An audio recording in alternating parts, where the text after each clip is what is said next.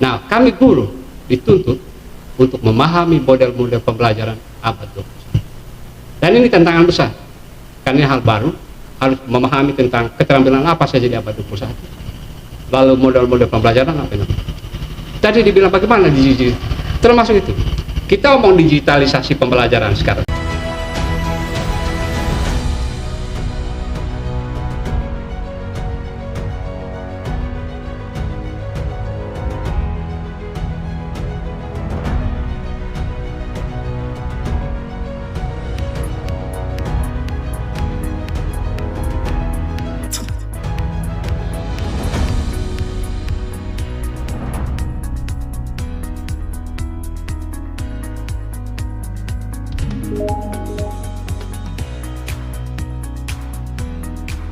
Nah, kami guru dituntut untuk memahami model-model pembelajaran abad 21. Dan ini tantangan besar, karena ini hal baru, harus memahami tentang keterampilan apa saja di abad 21.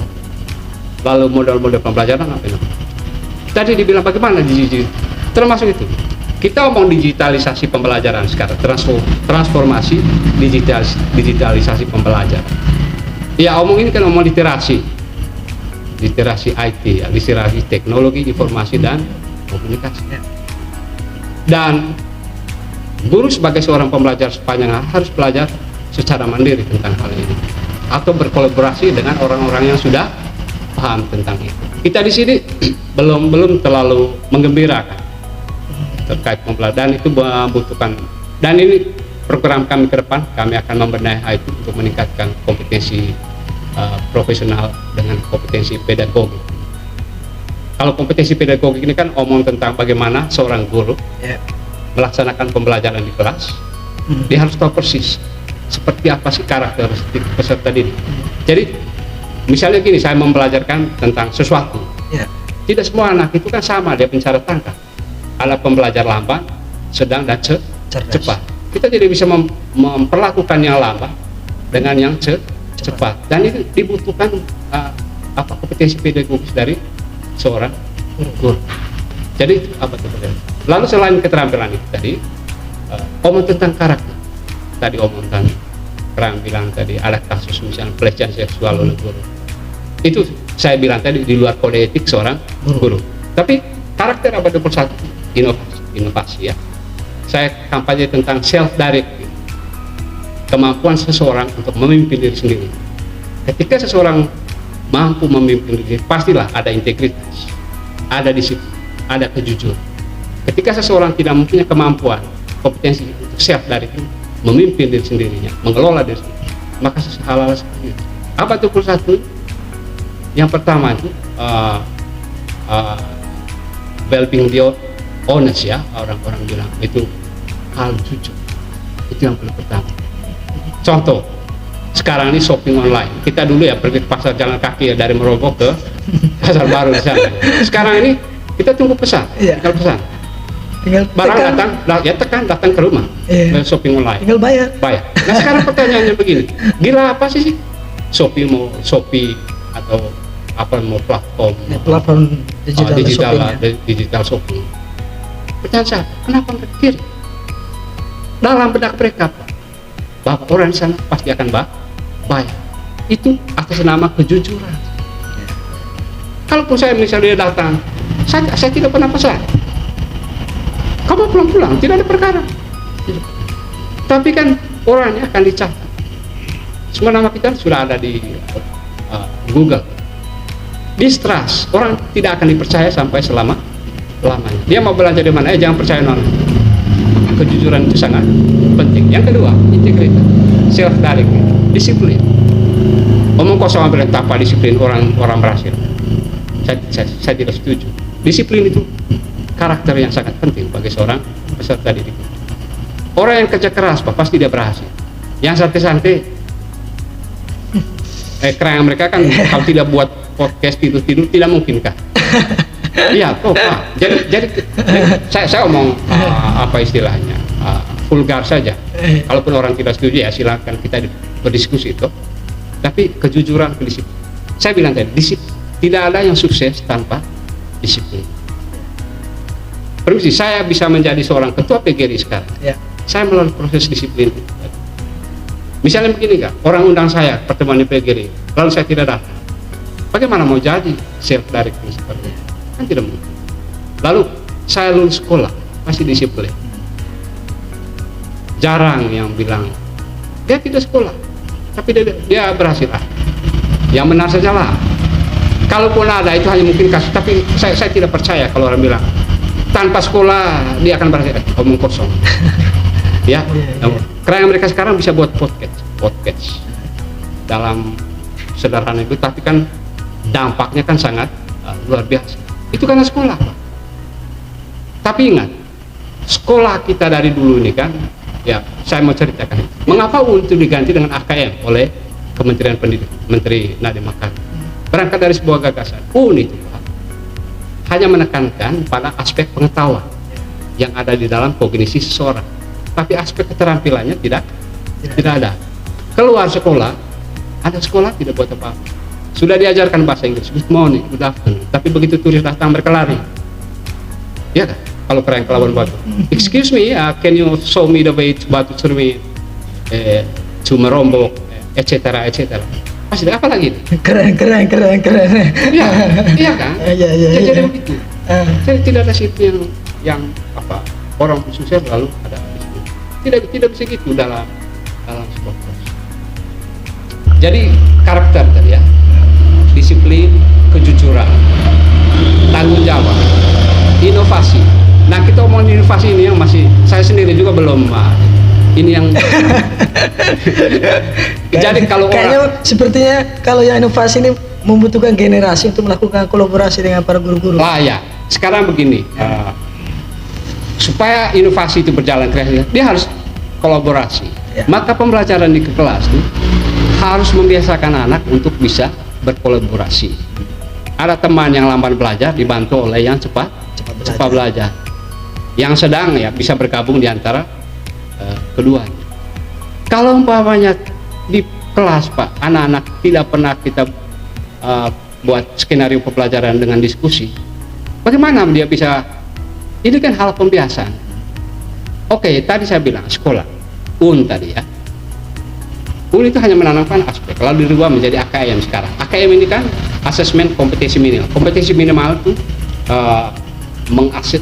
menilai kemampuan literasi dasar dan numerasi. Literasi yang membaca menulis, memahami informasi, mengakses, lalu memproduksi lagi tadi informasi dalam bentuk baru. Demikian numerasi macam itu AKM. Kalau dulu ini kan itu kan berapa pelajaran, tapi yang tekanan aspek. Saya teringat ada sebuah pepatah bahasa Latin, non scholae sed vitae decimus. Jadi kita pergi sekolah, pergi ke sebuah lembaga, kita pergi belajar itu bukan untuk sekolah, tapi kita pergi belajar untuk hidup. Contoh Anda sekarang ini kan, saya pikir Anda dulu tidak pernah bilang satu waktu saya akan jadi penyiar podcast. Atau pernah bayang? Kan tidak. Belum. Tapi kan ketika Anda masuk ke saya, Anda tidak pergi menghafal mata kuliah apa lalu saya lulus ujian. Non scholae sed vitae decimus. Maksudnya begitu. Kita belajar bukan untuk sekolah, maksudnya. Guru memberikan tugas lalu itu namanya kerja untuk sekolah.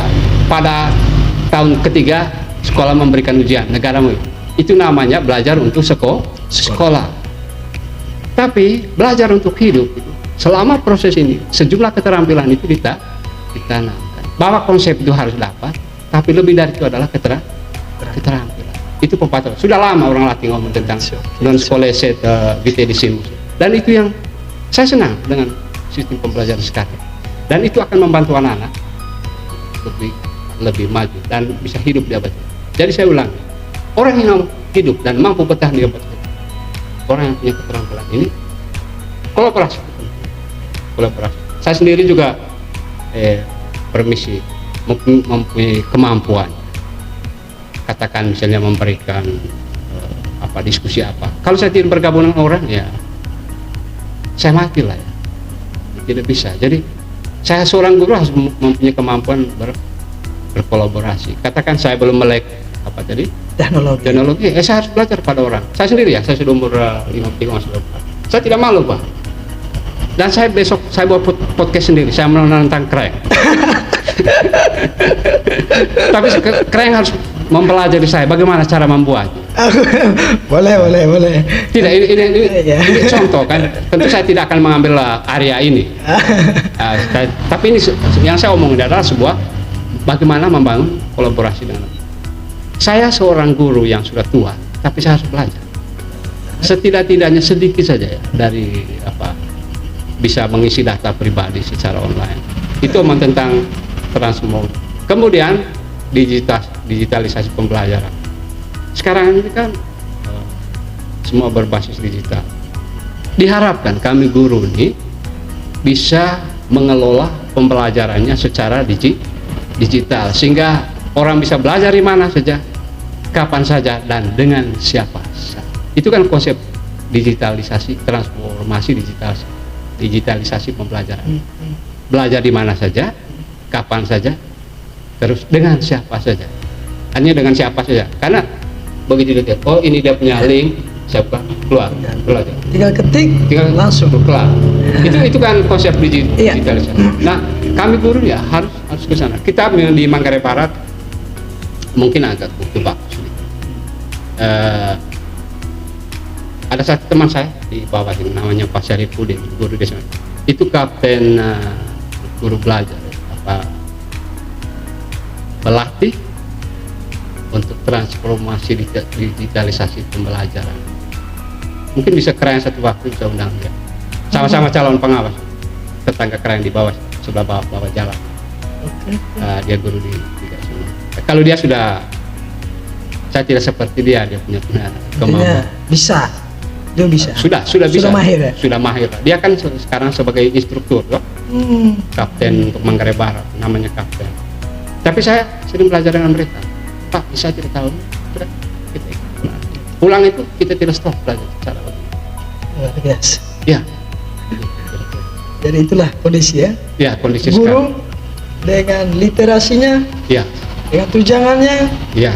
Dengan gerakan abad 21 ini semua persoalan urusan itu harus dengan digital. Iya. Kita sudah berbincang-bincang, pemirsa podcast Obrol Ringan yang saat ini sedang asik-asiknya menonton diskusi bersama Pak Albertus Kabung selaku Ketua PGRI Kabupaten Manggarai Barat. Ini diskusi yang sangat menarik, perbincangan yang sangat menarik di momentum Hari Guru Nasional yang ke-76. Hari ulang tahun PGRI ke-76, Hari Guru Nasional tahun 2021. Iya. Ya. Gitu ya. Oh, 21 PGRI ya? Bukan. HUT PGRI itu ke-76. Ya. Hari Guru Nasionalnya itu ke-26 atau ke-27, saya sudah lupa. Jadi dulu oleh pemerintah waktu masih pemerintahan Orde Baru menggabungkan HUT PGRI itu dengan Hari Guru Nasional. Dan itu perjuangan besar PGRI yang makanya Hari Guru Nasional itu jatuh pada hari ulang tahun PGRI supaya sekalian. Oh, jadi ada cerita menarik berarti di situ ya. Oke. Tapi itu mungkin lain kali saya. Oke, boleh. Itulah perbincangan hangat kita. Jadi, Albert sambil kita ngopi-ngopi. Iya.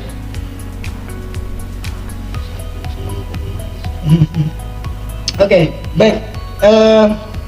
Pemirsa podcast Obrol Ringan yang saat ini sedang asyik-asyiknya menonton podcast sambil baring-baring mungkin di rumah sambil ngobrol dengan kawan-kawan. Pak Albert, kita lanjut bahwa ada satu yang menarik. Ini hasil karya para guru. Pemirsa, saya di sini saya akan menampilkan. Ini hasil guru mabar menulis. Ini saya diberikan oleh salah satu guru di Kabupaten Manggarai Barat, Kepala Sekolah SMP 1 Negeri Komodo, Bapak Franciscus Ndejeng. Beliau salah satu penulis juga. Mereka mengeluarkan ya salah satu karya besar mereka dengan judul bukunya Guru Mabar Berkreasi di Tengah Badai COVID-19. Ini saya ucapkan terima kasih kepada Pak Franciscus Ndejeng. Jadi yang menulis di sini ini banyak, sekitar kalau tidak salah ada 21 guru di sini. Semua karya-karya para guru di sini termasuk saya punya di dalam. Ya, Pak Albertus Gabriel juga termasuk salah satu. Ini luar biasa. Inilah hasil karya para guru-guru yang ada di Kabupaten Manggarai Barat ini. Ini keren.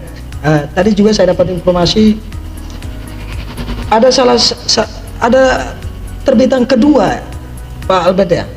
Ya. Dari hasil guru-guru mabar menulis ini. Baik, ya. Buku ini kan tulisan guru-guru pada badai COVID-19 ya. Waktu itu kan beberapa bulan itu kan Ya. sekolah terhenti. Ya.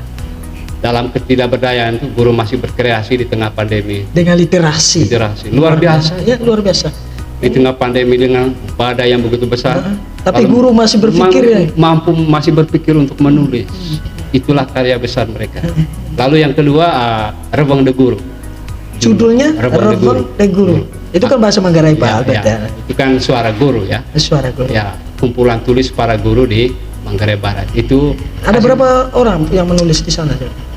hampir 15-an. Saya 15-an orang yang Penulis. hasil opininya di Opini sana. para guru ya. Jadi di situ itu kerjasama dengan Media Cakrawala NTT. Presiden itu Pak Gusti Ricardo. Jadi kami bangun kolaborasi dengan mereka. Mereka penggagas ya, mereka sahabat literasi. Mereka bekerja sama dengan PGRI Mabar, bekerja sama mereka untuk merintis ini literasi. Jadi omong literasi tadi kalau mau diukur, saya mengukurnya dari produksi tulisan orang. Ada di media, berupa opini, bukan sekedar say hello, kami hari ini makan apa, semua orang makan ya. Ya, kalau saya hal-hal yang seperti itu bukan tidak penting, ya, penting. Tapi kalau seorang guru, mestinya hal-hal yang berbau akademis yang harus bisa mengundang orang. Harus mendidik. Ya, mendidik, kemudian mengundang orang untuk berdiskusi. Kan begitu. Jangan saya hello. Yang kekini-kinian. Say hello is okay ya. Tetapi ada hal yang lebih penting sebagai seorang guru itu dia pendidik profesional, orang akademis, ilmuwan. Tidak hanya guru. Makanya kalau tidak ada guru yang berkreasi menulis, saya pikir mungkin sekarang diajak untuk bisa menulis. Lebih-lebih yang masih muda. Kalau anak-anak muda sekarang tidak mau menulis, saya pikir bagaimana? Ya guru-guru. Hanya gini, minta maaf, mungkin teman-teman guru mendengar saya terlalu keras omong ya. Misalnya saya seorang guru bahasa Inggris atau saya seorang guru bahasa lah, apa saja. Saya mengajarkan tentang misalnya menjelaskan tentang terjadinya tsunami atau COVID-19. Saya omong di kelas ini, saya mengajar, tapi saya sendiri tidak mampu menulis. Itu kan paradoksal ya. Jadi saya mengajar menulis, tapi saya sendiri tidak bisa menulis. Bagaimana mungkin? Mestinya kan begini. Tadi kan bilang guru teladan. Oke anak-anak, menulis tentang teks eksplanasi, sebuah penjelasan apa begitulah, misalnya tentang Komodo. Kalau saya jelaskan secara verbalisme, semua orang bisa lah. Tapi kalau dia bilang, oke anak-anak, ini saya punya tulisan, Anda silakan masuk di link ini atau baca buku ini. Maka anak-anak, oh iya Pak. Bagaimana anak mau ikut kita kalau kita tidak menulis? Jadi mungkin ini refleksi. Silakan teman-teman guru mengatakan bahwa itu tidak benar yang disampaikan dulu. Tapi ini kritik, otokritik buat saya. Otokritik ya. Otokritik, maksudnya kritik diri sendiri sebagai guru. Ya. Jadi kita harus mampu memberikan contoh pada anak, termasuk dalam dunia literasi. Orang bilang salam literasi ya. Salam literasi. Ayo membaca. Ini salam literasi. Ya, L. Ayo membaca. Ayo membaca. Ayo menulis. Ayo membaca, ayo menulis. Gitu Pak. Jadi tapi ini loh, saya baca di sebuah buku ya. Saya punya pemikiran. Kita bisa menulis hanya bisa ketika kita bisa membaca. Maksud saya begini, saya katakan membaca tentang komodo lah. Di mana habitatnya, apa makanannya, ukurannya, bagaimana cara hidupnya, berkelompok itu sendiri. Saya tidak akan pernah bisa menulis tentang komodo kalau gagasan atau informasi tentang komodo tidak ada di dalam saya punya. Itu namanya literasi.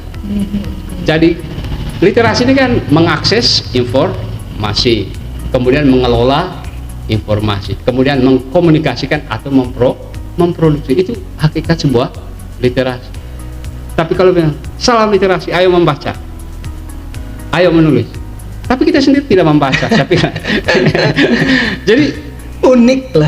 ya jadi kemampuan seseorang menulis karena banyak informasi di dalam. Saya juga bisa menulis, Pak, hanya karena saya punya sejumlah. Tentulah saya tidak bisa omong di depan Pak mereka sekarang di area podcast ini.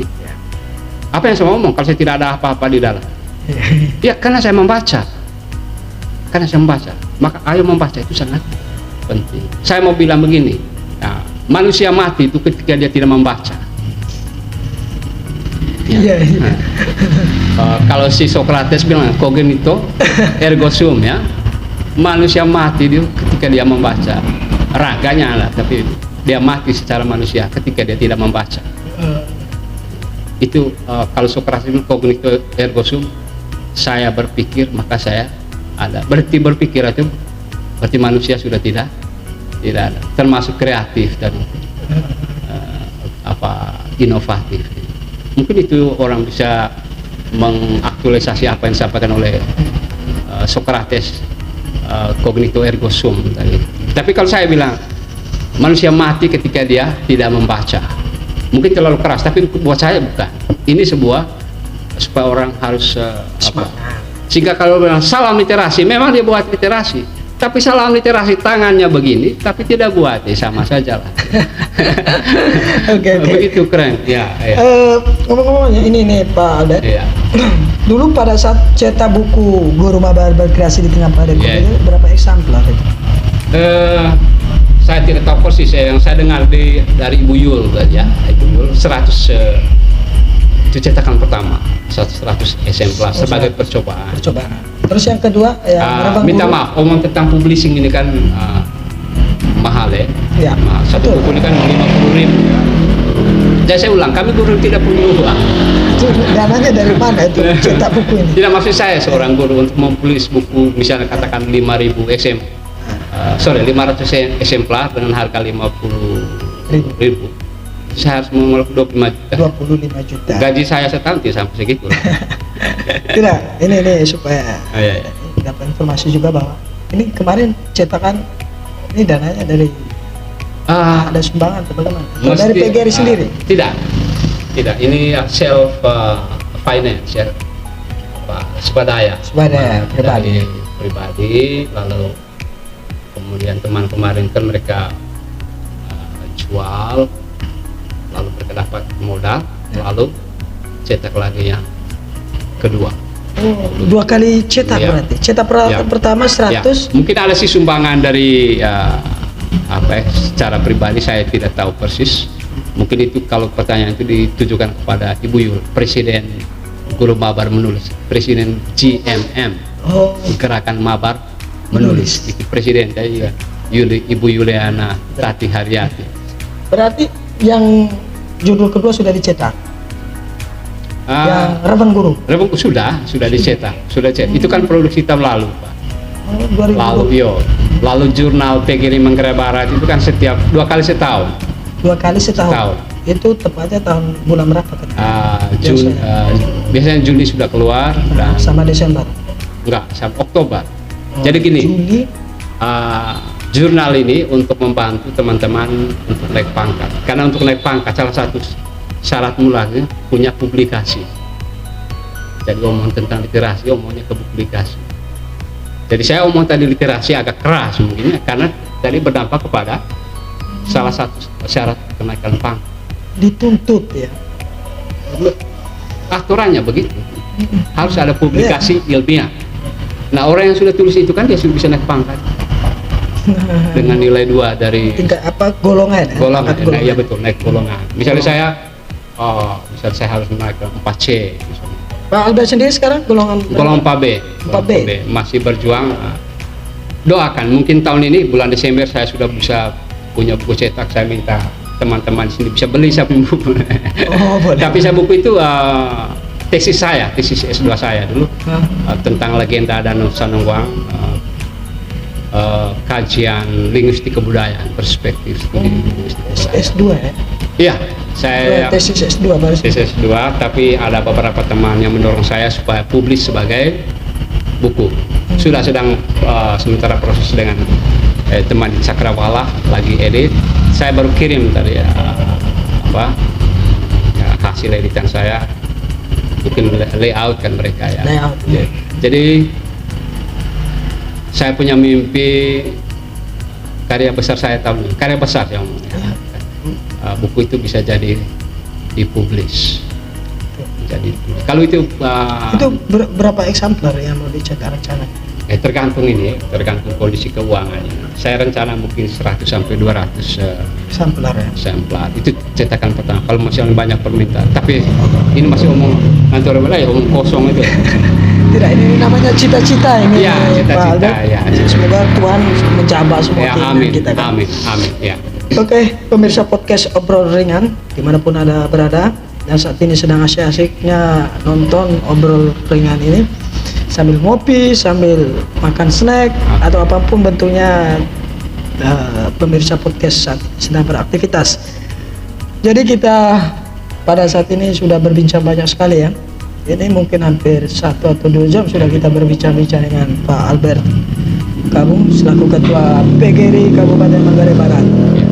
Pak Albert, sebelum kita tutup ini obrol ringan ini, ya mungkin Pak Albert di momentum Hari Guru Nasional ini ada berikan masukan, saran kepada guru, kepada siswa, pemerintah daerah, ya, apa yang harus dilakukan kolaborasi ke depannya.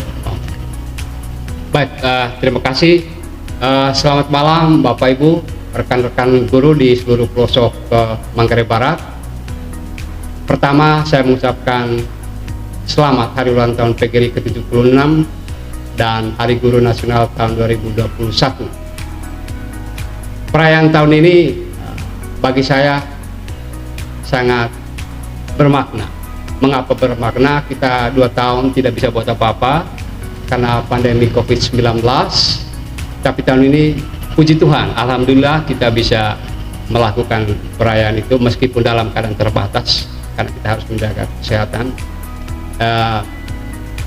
Saya ucapkan propisiat, dan momentum ini mari kita melihat kembali dalam diri kita masing-masing. Apa kekurangan dalam diri saya, lalu apa yang saya mau buat ke depan.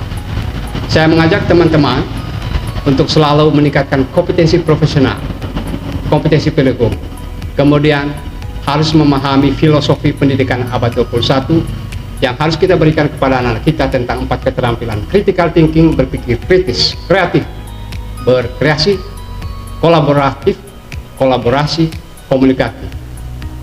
Jadi pembelajaran kita ke depan harus menghasilkan anak-anak yang bisa memiliki di abad 21 ini keterampilan seperti inilah yang dibutuhkan oleh anak-anak kita, generasi kita. Kalau mau supaya Manggarai Barat ini dikenal tidak hanya karena komodonya, tapi dikenal karena manusianya literat, SDM yang unggul. Ada yang bilang Manggarai Barat ini bukan terkenal karena manusia, tapi hanya terkenal karena kelangkaan komodo. Oleh karena itu saya mengajak kita semua untuk berpikir. Kalau komodo tidak bisa berpikir, maka kita sebagai guru harus berpikir melampaui komodo. Makna dari pernyataan ini adalah kita harus melahirkan generasi-generasi yang tidak hanya sekedar bisa membaca, bisa menulis, tapi lebih dari itu mereka memiliki keterampilan yang sangat dibutuhkan di abad 21. Dan karakter-karakter seperti tadi saya bilang, berpikir kritis, kreatif, kolaboratif, dan komunikatif. Lalu kita tanamkan dalam diri anak supaya mereka punya sifat yang jujur, kejujuran, disiplin, integritas, self-directive, dan inovatif. Itu bagi teman-teman guru. Semoga ini momentum perayaan tahun ini bisa kita ambil untuk kita lebih maju ke depan, menjadi guru yang profesional dan memiliki literasi abad 21 dalam berbagai bentuk. Yang kedua, tentu kami mohon dukungan masyarakat kiranya bisa memahami bahwa kami guru tidak bisa bekerja ketika perut kami lagi keroncong. Saya pikir di desa-desa, Bapak Ibu, mungkin tokoh masyarakat, pimpinan desa, tokoh agama, supaya ini bisa didiskusikan bagaimana mengatasi misalnya gajarnya dari teman-teman itu. Tentu kami sangat berharap pada Bapak Bupati dan Wakil Bupati Manggarai Barat. Tentu kami berterima kasih kepada Bapak karena telah akan memberikan insentif kepada 800 orang guru dengan Rp800.000 per guru. PGRI Manggarai Barat sangat berharap kiranya di tahun 2033 jumlah ini akan meningkat sehingga guru di Mabar semakin sejahtera dan martabat kemanusiaannya semakin diangkat. Bagi PGRI Manggarai Barat, saya secara pribadi, ketika seorang guru digaji misalnya hanya 200, 500, saya pikir ini pelecehan martabat seorang guru. Saya mengajak siapapun pemangku kepentingan dalam dunia pendidikan untuk memperhatikan dunia guru. Tapi kami juga perlu kontrol dari masyarakat. Karena guru bukan malaikat, bukan Tuhan. Mungkin dia kelemahan. Dikontrol oleh masyarakat, kinerja. Kalau ada teman guru yang tidak pergi sekolah, misalnya dia tidak pergi mengajar tapi dia dapat gaji, mohon masyarakat bisa memberikan informasi kepada kami atau kepada pemerintah. Karena ke depan kami guru kinerjanya dikontrol oleh masyarakat. Masyarakat adalah orang-orang yang menikmati layanan dunia pendidikan. Sehingga saya minta masyarakat bisa mengontrol kami guru. Karena apa? Guru bukanlah Tuhan, bukanlah malaikat. Dia manusia juga, untuk selalu diperhatikan.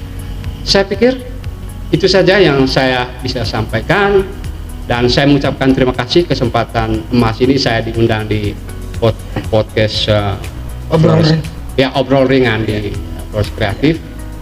Mungkin ke depan diskusi kita akan banyak, dan kami mohon supaya Flores Kreatif membantu kami guru untuk sama-sama berkolaborasi bagaimana meningkatkan kemampuan guru, kompetensi guru untuk membuat pembelajaran yang lebih maju di kelas, sehingga memungkinkan anak-anak memiliki 4 keterampilan saya bilang tadi: berpikir kritis, kreatif, kolaboratif, dan komunikatif. Saya kira itu saja yang saya bisa sampaikan. Sebelum saya tutup, minta maaf kalau ada yang lebih dari saya, kata-kata saya mohon maaf.